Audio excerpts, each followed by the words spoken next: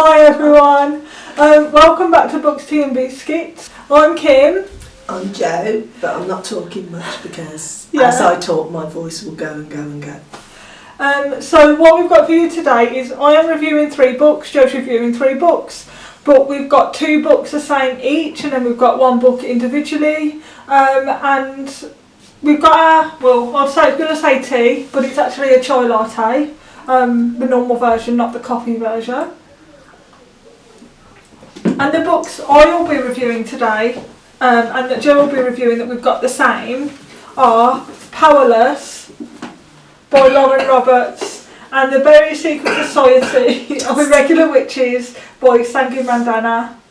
I'll also be reviewing Watching You by Lisa Jewell. And Jo, what's your other one? My other one is The Housemaid by Freda McFadden. Okay, so I'll go first with Powerless. Guys, this isn't going to be a long one because mine and Jo's thoughts were that it is complete and utter Dribble. Yeah, rubbish. We give it what, a 1.5 to 2 star? What did you give it? I think I'm still debating the star, but I will give you my impression of it to start with. If I can find the, oh yeah, I think it's this one. Yeah. No, that's the Maidens. Housemaid. I'm going to find it. She's got that I've got that many, sorry face. She's read loads of books. And I've done reviews on all of them. Good. She's using the journal I've got her. Ah, right, okay. Now, say this book, in my honest opinion, was a disappointment. Yes, it is. It's a total understatement. The idea and theme of the story was absolutely brilliant. Just poorly written, isn't it? It is. It was really intriguing, but sadly the actual story was bad. I gave such hope at the start. It is a totally different twist on these sci-fi fantasy books. Instead of someone with power being abused, those without, the ordinary folk that don't have power, are the ones that are looked down on. However, it starts to bring stupidity and the impossible comes into play when, as a child, when you watch cowboy films and these stupid rubbish war films, that I'm not on about the good ones, I'm on about the real rubbish ones where they don't count. And someone will, someone will have a 6-shooter and they shoot 10 bullets or 12 bullets. And then miss all of them. Yeah, this is like that. I'd rather watch a Western, I think, yeah. There's a fight that takes place between the protagonist and several others, that's sort of a fight to the death, to show their capabilities, what their powers are. Now, she's got no power, except she's a very good con artist. She can read body language, and because she reads body language, they think she's a psychic. Yeah. Now, some of the injuries that she sustains, bearing in mind she is not somebody who has healing power, she's not like one of the others who's able to take the power of others, she's just a normal person. And the injuries she sustains, how she isn't dead, I will never know. I know, it's unrealistic, isn't it? It is. And I know people are probably going to comment and think, it's just the story, but the story needs to have some boundary to it in regards to, it needs to be realistic. We can't have, this is for young adults, we can't have young adults reading this thinking, if I sustain an injury, are we okay? Yeah. She'd have bled to death for a start with the injury she'd sustained. When she hit her head open. Yeah, well, she bashed her head open and there's blood and that, and she manages to make her way home. How she isn't concussed and how she doesn't collapse and how she manages to hide. I mean, it's just totally unbelievable. Yeah. Really unbelievable. There are 1 or 2 bits in it where because I remember saying to you, this seems to have picked up a bit. Yeah. Remember, this little bit's good. And I think it was on the little bit that was good, is what I've scored it on. I actually DNF'd this book, so I didn't finish it all, but Jo did. And Jo said, just read up to this chapter because I want you to see what the fight scene's like. So we was keeping each other informed of what we felt, and what, because I kept saying I can't go anymore, I can't read it, I feel like I'm bored out my brains, because as Joe said, the premise of the story is good, it's a good story, it's just very poorly executed, very poorly written, and it was just like sentences weren't making sense, and there'd be grammatical errors. It's like a child which is it. really a bane for you, isn't it, when you're looking at grammatical. Me, I think, okay, so somebody didn't proofread properly, hey ho. But it really bugs you, doesn't it? It really puts me off, and that's because I've studied English literature and English language at university, so it's been drilled into me to put your commas and your full stops in the right place, use the correct word, not out of context. So for me, if a sentence doesn't make sense, it doesn't pull me in. I can't pull myself into the story. And the first couple of chapters, you know what, it's just the first couple of chapters I want to read to at least page 50 and make a decision. But as I got in, my mind still wasn't changed. I was like, oh my God, Joe, what do you think of this book? Because I've read up to like the first few chapters and I'm finding it really boring. McFadden as a character is a good character. You could take it in so many different directions. And as with Kai, it's just, they're in unrealistic situations. I know it's a fantasy, and obviously... But even fantasies have to have something where you think, oh, that's a possibility. Exactly. You know, like I don't know, like the Harry Potter stuff. I know that, that's science fiction fantasy, but there's stuff in that you think, right, that's believable. Some of the stuff is believable, and some of the stuff isn't, but it's because it's set in, with magic, so some things aren't going to be right. That's the type of story it is, but there's some stuff in there that is almost believable, that yes, that could happen. And I think any kind of sci-fi fantasy book, whatever the subject matter, should at least have some believable qualities in it. Yeah. And I think the hype, it's amazing hype. But I really struggled to finish it. Normally I can read a book in 24 hours, can't I? Or I can read 2 books in a day. But this book, I started it the 12th of March and I ended it on the 15th. On the 15th of March. 3 days. Yeah. And that's bad for me. Yeah. And when you look at it, it's not really as thick as some of the books I've read in a day. And the font's small, isn't it? So yeah. But, I like the cover. Yeah, so the reason we've got it, guys, the good thing about it is we didn't waste our money on this. So in the last video I mentioned that I'd won a lot of books in a book raffle on Instagram, and this was on my Amazon wish list. Obviously I'd received a couple of copies, so 1 or 2 people have brought us the same book about 3 times. So that's the only good thing about it, is that I haven't not finished a book that I've paid for. The only thing I had to pay for in the raffle was up to £10. I had to buy the host of the raffle a book, and all the winners had to buy the host of the raffle a book, so all I spent was £8 and I got 19 books for that. It's not bad, that's flipping good. I'm going to give this to a charity shop because I don't want this on my bookshelf.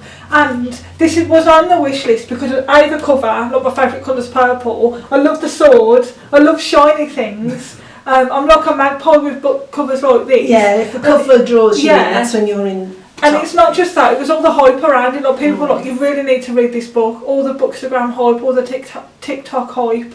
But we're not usually trend readers anyway. We read what we want to read, not what other people tell us to read. But with this one, I was like, I really want to read it. And the synopsis sounds really good. Yeah. But it's just a poorly executed book. So for that, I'm only going to give this 1.5 stars because I didn't even finish it.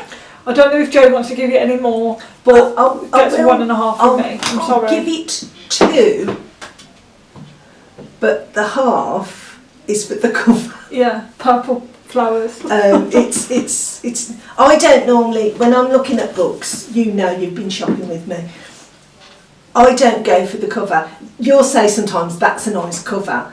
It's not the cover with me. If I like the title, if the title I find intriguing, or I recognise the name of the author, I'll look at the synopsis. I don't care what the cover is like normally. But I've got to say, I thought, oh, this looks a nice cover. I bet it's a good book. How wrong was we? Oh no. Anybody wants this book off me? Well, we've got 2 copies, so yeah. Let me know.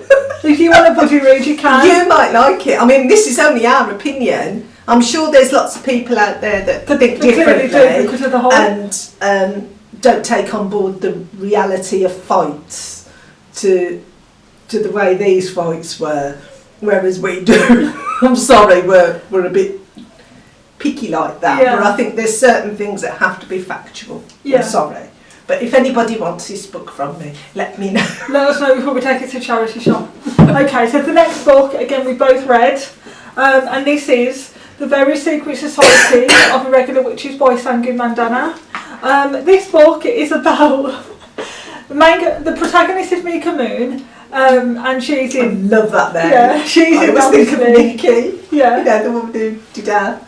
She's in a society of witches, but they don't meet in the same place ever. They always have to meet in different locations, and they usually meet once every 6 months. But Mika's contacted by a guy called Ian, I couldn't think of his name then, Ian, from somewhere called Nowhere House, and he contacts Mika because well, not just him, but there's 3 or 4 adults that live in the house, but they're looking after their guardians of 3 young witches, so the children, and their mother, Lillian, who wasn't really their mother, she found them. Yeah, she adopted them. Who's an archaeologist. He's always away from the house, and the only thing protecting their power from, being exposed and from the public is the wards around the house. And by wards, I mean the spell that Lillian puts there every because spring. she's a witch, but she won't have them trained. So Mika's called to the house. She doesn't know whether she's going to accept. She does obviously accept the invite to train the girls how to control their power, different types of magic to use, and things like that. So obviously things happen, and again I can't let the ending be revealed here, but I really loved the plots and the twists and turns around it. So like the person you don't think that she's going to like or is going to like her. The one little girl, Terracotta, yeah. Is not particularly nice towards me because she doesn't take to her, she doesn't want to know her or anything. She's very rude. She, what you would call naturally a spoiled brat. But then you've got to take their life into consideration. But when Mika is struck by lightning, protecting the children, that sort of got her. She realised then that yes, she can trust her. She's not going away, and I think because of her life, in her past life, they haven't had it easy. No, and people used to leave them, and they didn't understand their power. They come across Mika because even though in this society, it sort of gives the old adage that witches aren't to be trusted and that, so nobody's allowed to know that you're a witch. Even if you're married, your husband's not allowed to know you're a witch, this sort of thing in this society. And Mika does a TikTok, doesn't she, or something on YouTube showing magic, but she does it in such a way to make people think, oh, she's somebody pretending to be a witch. But these guys, there's a woman who lives in, isn't there, a housekeeper or somebody, and 2 chaps, so there's 3 of them, isn't there? 4, the gardener, Lucy, Jamie, Ian and Ken. That's right. And they're watching this and they think, oh, we found the right one, because they seem to know that she's a genuine witch, so that's where they came across her, watching her on TikTok doing her magic. So they ask her to come, they explain that the children need to be taught how to be witches and how to control the power in that. But there's so much in it, isn't there? Yeah, it's so good. I'm not a love story personage, but this isn't down. Obviously, you're going to get some romance in it because you've got males and females in it, and males and males in it. But it's also quite a mystery in some respects, isn't it? Yeah. Because the one person they've never heard from, is the archaeologist who took the children there, and they've not heard from her and stuff like that. And that's a mystery, isn't it? They find out what's happened to her, and then the person who is painted as a villain in the story, Primrose, she comes through in the end. I really like that. Yeah. And I like how at first it did start off as a slow burn, like it got quite a while before she actually went to Nowhere House. I think you had to have that. But though, you had to have you? the background as to why she had the reservations. And each witch within the society has like excels in a certain power. And Mika's is potions, isn't it? She's really good at potion making. And so like when she's in Nowhere House and things happen and she's got a potion for this and a potion for this and she gets a bit of stardust and a bit of moon dust and, you know, she wants to put them together. You find out why she's so protective and why she feels the way she does about things. But the love story, as Jo mentioned, it is mentioned throughout the book, but it doesn't actually happen until like the last third of the book, does it? Yeah. It's not there in your face. Yeah. The main part of the story is the witch, is the important. magic. Yeah, that's sort of running like a little line through it. Yeah. You know, but I'm like little silver threads. I sort of like that. I did like this. I like this. This gets 4.5 from me. The reason I don't give it 5 is because I do feel like this is aimed towards more young adult children or young adults rather than adults book. If this was an adult's book, I'd want a bit more complexity to the magic, a bit more complexity to like a bit more focused on the society of witches rather than they're going to help the family. Does that make sense? It does, but I think really the story is mainly about her helping the family, so that's got to be in it. But the witchcraft magic is not. It is easy. Yeah. It's, you know, they've got it. She's got it just right the way she has it in it. She's done a good book. She does a good book. I mean, I hope there's going to be a second one. Agey in respect of where it's aimed for. I just think she's hoping that somebody will pick it up, and she's made it in such a way that if it is somebody who's young, it's not going to be offensive to them. And I hope this is made into a film, because I'd go to the cinema to watch it. I wouldn't ever go to the cinema if this was made into a film. If that was made into the film, I would think the film will probably be better than the book. Oh yeah, definitely. I mean, it can't get any worse, right? No, exactly. But yeah, this gets 4.5 stars from me. I really loved it, and the ending especially, and everyone got together and had the afternoon tea. And I think, although I liked the ending, I thought the build-up was better. Yeah, I don't know what I was expecting for the ending, and I know sometimes you've got to have where it's rising, you've got to have matte. It's got to plateau off, you know. Yeah. But that's why I couldn't give it a 5. But I did like the end. And for me, I like how there's a library within the book as well. Like Jamie runs a library within the house, and he collects classic books, and he always digitises them.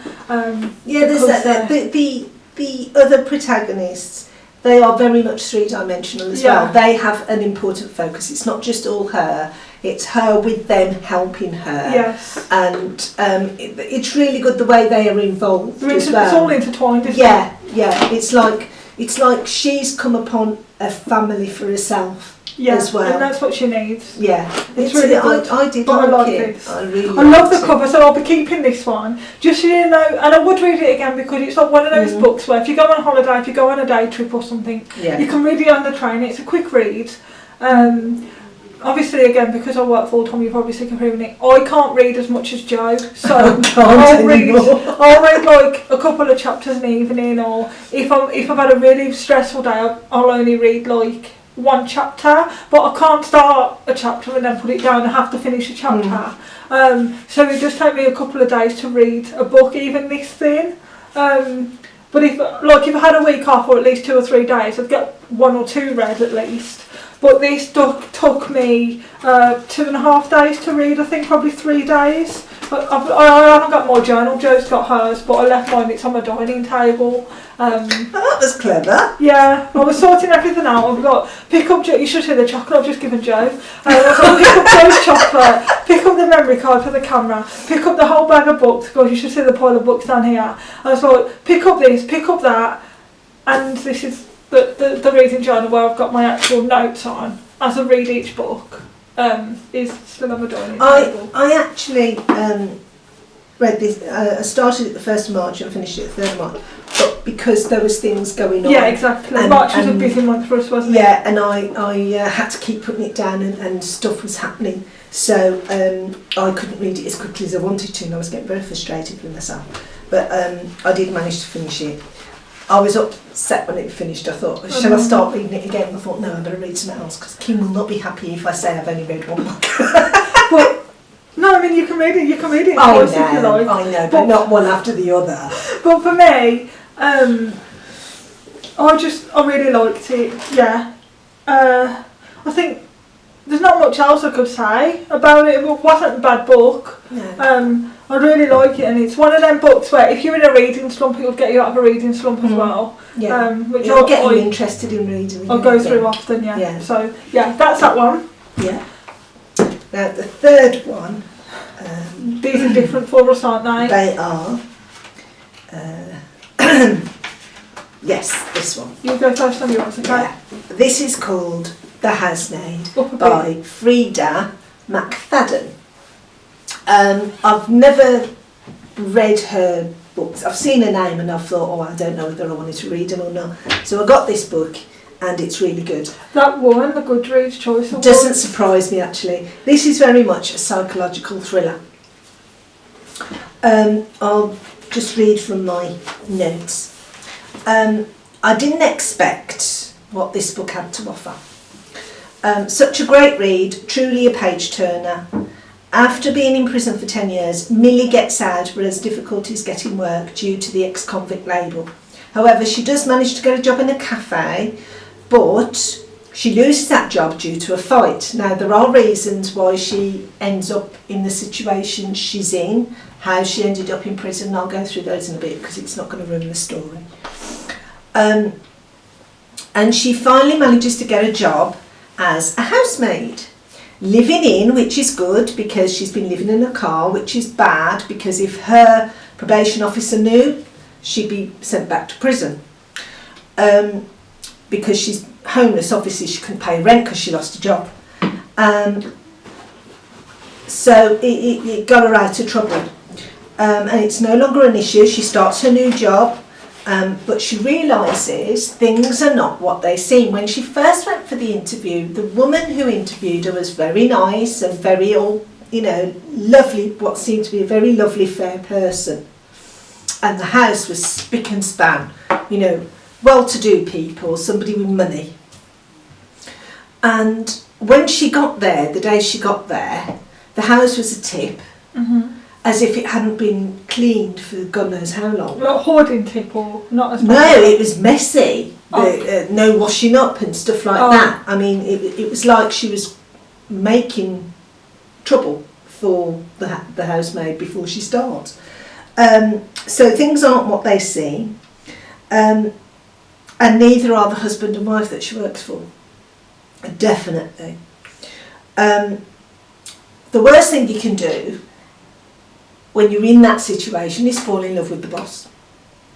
Now the husband, to her, to Millie, seemed to be, at first she thought everything was lovey-dovey with them and that the wife was lovely, but then she started to get the impression that the wife was a harridan and she felt sorry for the husband. And there's a child who seems very, very spoilt, and part of her job, which she didn't, she was told you would sometimes be asked to look after my daughter, but she's sort of having to do it all the time. She has to go and pick her up and take her to school. It's like the mother doesn't see her, she does love her and she does spend time with her, but it's just very difficult because the wife is acting very nasty, very spiteful, and almost a bully. And there's the room she gets for herself. There's a guest room which she's not allowed in. And the room she ends up in is like in the attic, and it's a small room and there's bars on the window. And she's sort of thinking, why are these here? Why are they here? And so she goes with him, he says, you come with me to the concert then. She goes with him knowing that this is a mistake because she is drawn to him, and obviously things happen. Mm-hmm. But she realises the Winchester's their name and Nina is the wife, and she realises that there's a lot of manipulation going on, but she's not sure which one of them is the manipulator. Because something happens. I mean, the wife finds out they've spent time together and what happened, so they're having a big bust up and he's going to leave, and she's being nasty to Millie, and the husband stands up for Millie. But when she's gone, the husband says something to Millie, and Millie's thinking, hang on a minute, what's going on here? Now she suddenly realises that it's Nina that needs to be rescued, and things start from there. She then finds out how bad things are, and that it's not what you're saying. The abuse and the bullying is coming from him to the wife and not the other way round. But you wouldn't think that, even now sometimes I keep thinking, have I got that right? It's really well written, this story. I'm not going to tell you what happens at the end, other than she gets, Millie then gets word of mouth contracts, people will go and see Nina, and Nina will say, oh, I know the person, the housemaid who's going to be good and do a great job for you in the house, this is the person. So she starts to get a business really, and she's got assistance from the Mexican gardener, Jose, and he helps, and it's all very, very manipulative, Mm-hmm. very good, very well written. It is literally a page turner, and you keep thinking, I don't want to come to the end, but then you keep thinking, I actually do want to come to the end to know what's going to happen, but But it seems to be a series, because there's another book called The Housemaid's Secret, which I've already read. So yeah, I really, really like this. Every single page is a necessity. There's no bits in there where you're thinking, she didn't really need to explain that, because everything in there is a need to explain it. Part of the reason she gets into trouble, Millie, and seems to be so quick-tempered, is when she was a student, they went to a frat party, her and her friend, and they got separated, and she come across her friend in a room being raped by one of the male students, and she attacks him and kills him to protect her friend, obviously, and she ends up doing 10 years in prison. Now, it's her prison record is the reason why that couple employed her. And she finds out because Nina tells her, do you think that we wouldn't have done a check, sort of thing? We know you were in prison. And the reason she lost her job in the cafe was because somebody sort of attempted, and she thumped him one. And because obviously she had just come out of prison, she was in trouble, so they sacked her. So sooner than report it to the police, she agreed to leave. And then that way they got off, because she didn't report the sexual harassment, and it was quite bad. It was almost a rape, but didn't happen. She, hit him one really badly. And because of that, they both sort of win. She didn't get sent back to prison, but she had to sleep in a car, and she was lying to her probation officer. So it's really, really good. It really is. And if I could give it more than a 5, I would. Oh. Definitely. You really are constantly on the edge of your seat with this. So I'll have to read that then. You will. Yeah, you will have to read it. So you do give it 5 stars? Oh God, yeah. I started this on the 1st of March. No, that's wrong one. I started this on the 2nd of March. And finished it on the 2nd. And finished it on the 2nd of March. And it just took me. I finished it early evening, so I didn't even take it out. Did you stop to go to the toilet? No. And if I had to go to the loo, I'd take it with me. I like to read in the bath, but I find it weird, like I'm out here with my arm in. No, I'm always worried, because knowing my luck, especially today, I'd drop it in the bath. I mean, I knocked my copper over and... God. Yeah. Ink everywhere. Thank you for that, Jo. My third review, guys, how am I even going to explain this book? It was so good but so weird as well. So it wasn't a physical book. This is one that I listened to on the way, and on the way to and on the way from work, and whenever I'm driving. It was by Audible, and it was called Watching You by Lisa Jewell. And at the minute, Lisa Jewell is somebody I keep picking up, or I keep, looking at the synopsis of her books and not wanting to pick it up. So before this, I reviewed None of This Is True. Remember with the lady? Yes. Yeah. And now I'm doing Watching You, and at the minute on my Audible, I've got another one that I'm listening to. It's not on the list yet for the next couple of months, but we're up to date with everything. So it's called Watching You. I'll put a picture here. Oh God, it's so weird. So there's this family. I say family. They are a family. There's a really affluent place in Bristol called Melville Heights, and you can see it's like on a hill, and each house is a different colour. There's like blue house, yellow house, red house, pink house, and the protagonist is called Josie, and she used to be like a holiday rep in Ibiza or Tenerife or somewhere like that. I can't remember exactly where it was, and she marries Alfie, and then he's British as well, and they come back to UK to get a house, but they haven't saved up enough money to get a house, so they're moving to Melville Heights with Josie's brother.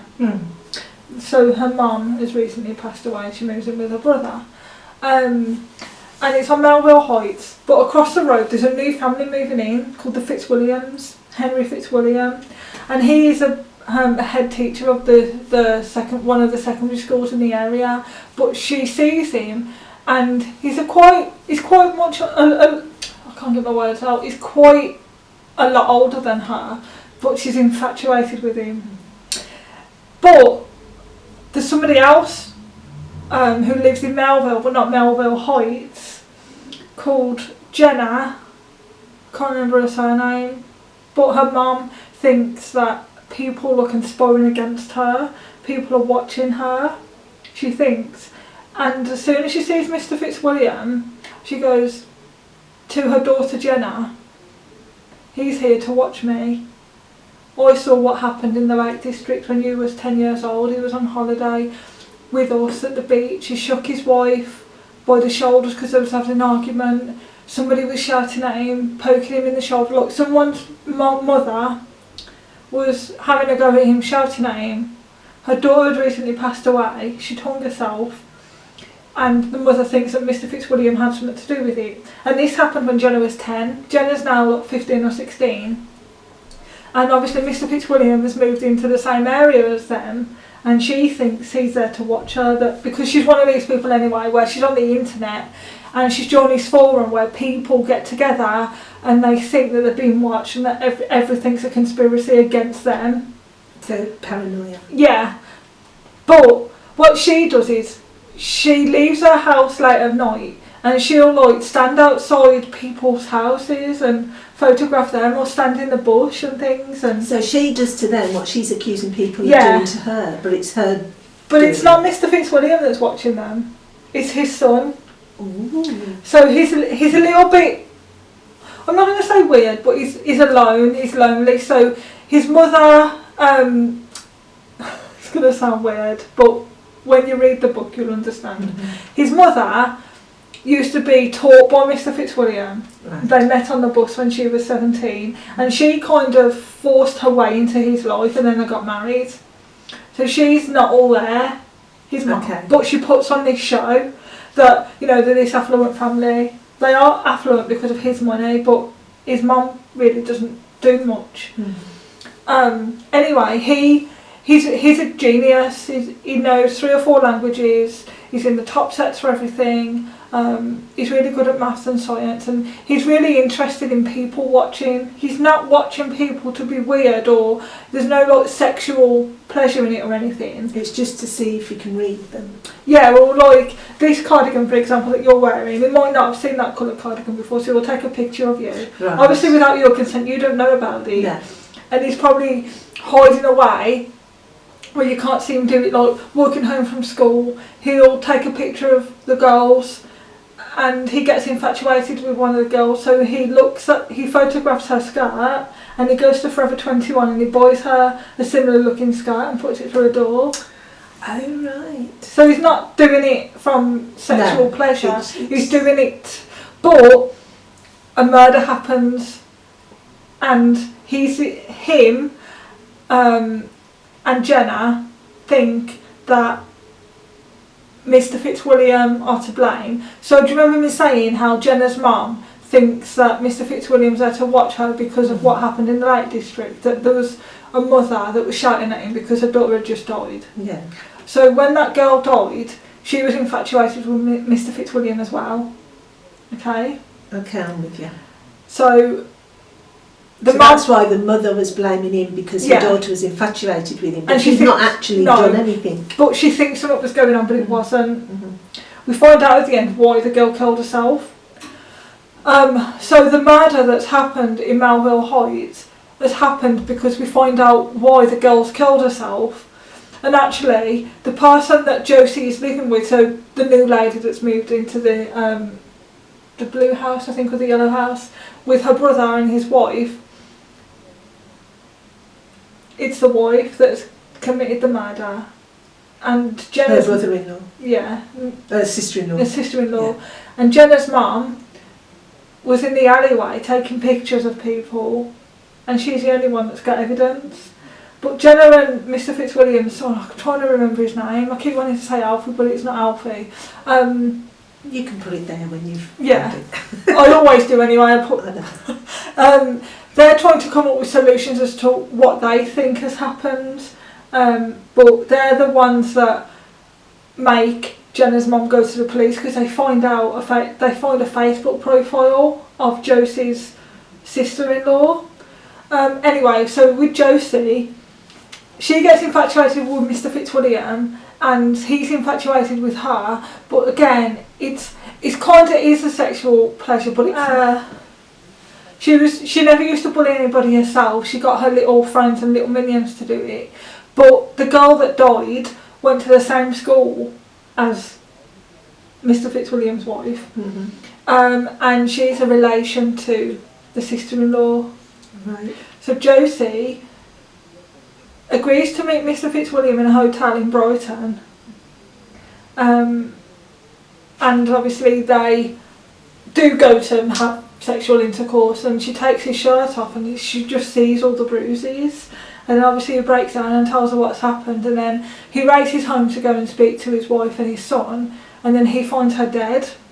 He finds his wife dead, and there's no note, but the only thing is there is a red tassel on the floor, and the red tassel is off Josie's boot, and it's there because Mr. Fitzwilliam's son, he knows that Josie's infatuated with his dad because he's been taking the pictures and he sees everything. He thinks that she's killed his mum. So even though she hasn't, he's the one that plants the red tassel there. He throws it in the room when the police have turned their back. So part of the audiobook is the police interviewing her and interviewing all the characters as they go through the story. But it's really strange because Josie's sister-in-law is pregnant at this point. She's heavily pregnant. So they arrest her for the murder and she has the baby. But Josie's the one that's bringing the baby up with her brother. Mm. And she doesn't want anything to do with the baby, just obviously because she doesn't want to see the baby. Not that she wants to abandon the baby, but she doesn't want to see the baby, the daughter, see her in that environment because she's in a mental psychiatric unit. And it ends where, how does it end now? So Jenna and her mum have sorted their issues, Mr. Fitzwilliam and his son have sorted their issues, and Jenna's brother, he's obviously a bit down because of what's happened and he's left with the baby, and Josie's having to look after the baby as well when her brother's at work, because I think her brother is a police officer or something to do with the police. But Josie, because of what's happened and she was infatuated with Mr. Fitzwilliam, she's actually left her husband, but she finds out he was also doing the same to her. He was coming home from work, because he was like an odd jobs man. He was a painter and decorator, he was a builder, and he was coming home smelling a perfume that wasn't hers, because everyone has a distinct perfume, don't they, that they like, and it was never her perfume. He really wanted kids, and she kept saying no because she wasn't ready, and because she knew she had this infatuation with Mr. Fitzwilliam, that she couldn't bring herself to have a kid with him when she didn't truly love him. So they divorced, they're no longer together, and I think he's gone back to Ibiza. But it's such a weird story. Sometimes you think, this is something that can actually happen in the world. You know, people watch each other, don't they? And it's like, but it's like, if if Jenna's mom hadn't been the way she was, being so paranoid about things, then Josie would have been convicted of a crime that she didn't commit, because Mr. Fitzwilliam's son had threw her boot tassel. Yeah, but he would have known that she hadn't done it. Mr. Fitzwilliam would have known she hadn't done it. But nobody would have believed, the police didn't believe him, because they would have said that he was in it together because of their, you know, they'd already agreed to meet in a hotel to have sex. Maybe, you know, they conspired against each other. But yeah. So it was a good thing that she had this paranoia, because she got somebody... She's the only one that had, even though the photo was blurry, obviously I can't say what was in the photo, but even though the photo was blurry... You could tell it wasn't... You could tell it wasn't Josie, because of the silhouette and that, and what the person was wearing. But yeah, it's really good, I liked it, and I'd give it 5 stars, I think. I really liked it. It's really gripping as well. Like, it's one of them where sometimes I'd sit in my car, even though I'd got to work a bit early, I'd sit in my car right up until like the last couple of minutes, so I could finish. But then the chapters wouldn't finish, and I'm like, I hate stopping in the middle of a chapter or something, because Lisa Jewell's chapters are really long. Like the one I'm listening to at the minute, it's got one chapter that's an hour and 5 minutes. But yeah, I give Watching You 5 out of 5. There were a couple of her books that are a bit, you know, I'm not going to say hits an nail on the head, but really tongue-in-cheek with some of the subjects that she writes books on, and I think, God, how can people think of this? But I really liked it. I think you'd really like it. But again, it's whether you want to kind of read that kind of subject around murder, being paranoid, conspiracy, and things like that. Oh, as if I've never read any of those kind of books. But yeah, I'd give it 5 out of 5. So yeah, that's our reviews done. Done 3 each. The next video will be coming up will be books we'll be reading in May, and some books that we've kind of already read, and we'll be swapping. Yeah. And when we'll probably be reviewing them at some point. When we'll be reviewing them in May. If we can do 2 videos, we will. If not, it'll be towards the end of May we'll be doing the video. But yeah, we hope you like this, guys. If you've got any questions, you can comment down below. You can send me a message on Instagram or send Jo a message on Facebook. I'll also put our email address in the description of the video as well. Please only send nice comments, no rude comments or offensive comments, because we'll just delete them. Yeah, we will. Or we'll just blatantly ignore them. And if you've read any nice books that you want to recommend to us, let us know as well, and we'll look at getting them from a charity shop or something. Or if you've read any of the books we've read, let us know what your thoughts are. Your opinion differs, let us know, because it's interesting to know what other people think, because everybody has their own way of interpreting things and looking at things, and I think that's where you get your ideas of whether this is a good book or not. Because everybody, sometimes you'll look at a book and you'll have an assumption of what it's about, and then you keep their assumption, and when you find out what it's about and it's not what you thought it was, sometimes that's the disappointment. Yeah. And you can't get into it, and then you score it down because it's not what you thought. Yeah, I get what you mean. So thank you for watching, guys. Take care, and don't forget, keep reading. Bye. Bye.